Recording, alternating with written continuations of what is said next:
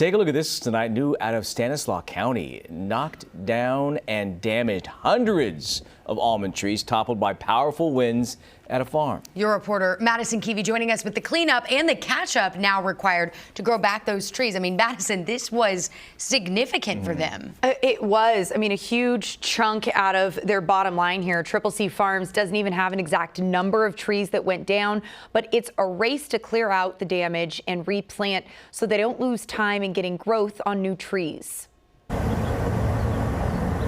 And so we're losing a lot of years of production as a result of this whole thing.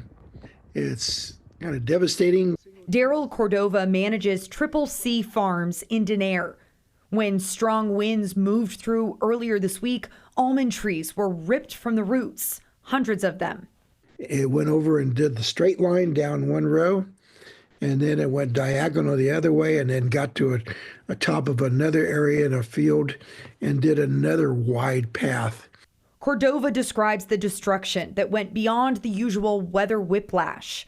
He snapped photos of a funnel cloud above his property, the cost of cleanup on top of other challenges. We're dealing with regulations, higher taxes, higher insurance, and so everything's just eating away at everybody.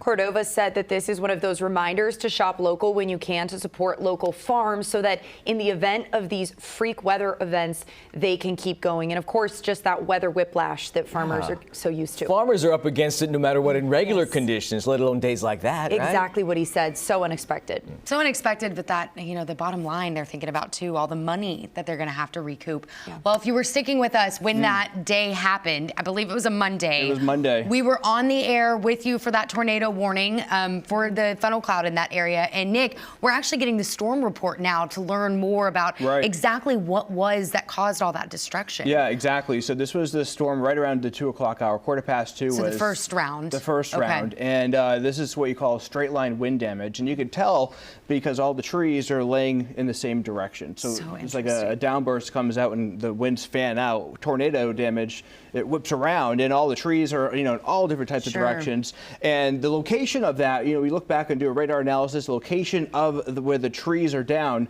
does not match up either where the rotation was as part of that thunderstorm. So it was nonetheless certainly a severe thunderstorm. By the way, winds with that, for the trees to come down like that, estimated to be 70 miles per hour. Well, there you go. You see that damage. Wow. Yeah, not just a couple of trees, but hundreds. All right. Yeah. Thank you both for that insight. New tonight.